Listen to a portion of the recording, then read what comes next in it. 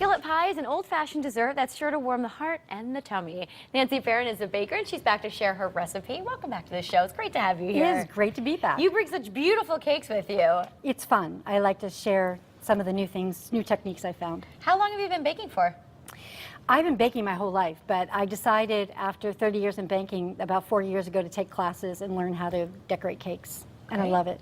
And then I opened my own studio.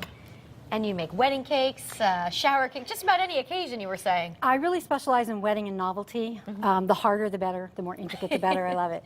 Now this is all edible, this high heel. You could take a bite out of if you needed to. Everything that I make, every cake, all elements are edible. Wow. I just think it's kind of unfair, especially for little kids, you know, to see something great on a cake and not be able to eat it. That's true. All right, let's talk about today's cake. This is pretty easy, so you say. Really easy. And you know what's really nice about this is that when we have friends coming over for kind of a casual dinner, as I'm taking things out of the oven, it literally takes 2 minutes to make. I throw it in the oven, and by the time we're finished eating, we have dessert. Wow, yeah, it's that easy. So it's traditionally made in a skillet, but today I'm going to show you how to make it just in a regular 9-inch pie plate. Don't feel that you need to purchase a skillet to do this, you don't. And it is super, super easy. There's only 6 ingredients. The first one is melted butter that you just pour on the bottom. Okay, about a half a stick, 1 stick of butter. Okay. And then you take a cup of flour. Whoa, that was interesting. 3/4 of a cup of granulated sugar, 2 teaspoons of baking powder, and a cup of milk. Okay. And all you're going to do is stir for about 30 seconds, just enough to have it come together and get rid of all the little lumps. Well, so far I can handle this, Nancy. I'm telling you, this is just fun. And then all you do is you pour it into the bowl. And, you know, it displaces a little bit of your butter. That is not a problem. And then you take your favorite fruit pie filling and you put it in the middle. Ooh. You don't mix it up. And we're done. Wow. I told you, fast and easy, and it's really good. And it tastes good too, huh? It does, and then you just put it in the oven, and I love your magic oven because look. A magic oven, there's one already done. It's already done. It doesn't work this fast in my studio. Now is that great? You can do different flavors, blueberry, cherry. I did blueberry in this one, I did cherry, anything that, you know, apple, sure, whatever you like. And then if you serve it warm with a nice ice cream, it's great. Can't beat that. I know that we have some pictures of your very elaborate cakes. Let's take a look at them and tell me what we're looking at here. Ooh. This one I did for a benefit for a young girl. She was recovering from a serious illness, and I decided she loves marine life. So I did a cake, and then I used poured sugar and actually made the tendrils of the octopus there, right? Yeah. Oh my goodness. And then just different types of cakes showing marine life.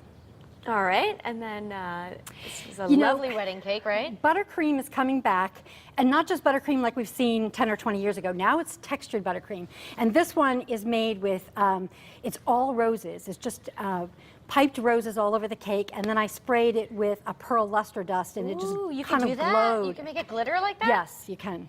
And a little disco dust, and it just glitters. This one is near my heart. I belong to an organization called Icing Smiles, and it's for bakers, licensed bakers can contribute cakes to seriously ill children. And this was a little boy, and his family was a big fan of Massachusetts sports, and so that is his cake. And the top helmet, the Patriots helmet, is a carved cake. And again, everything is edible. Now, how do you get it? What if you need some extra support? I mean, you're not using piping like you see on those cake shows. Well, depending on the kind of cake, you may need to have some support. You can either use Rice Krispie treats, or you can build things on a pipe.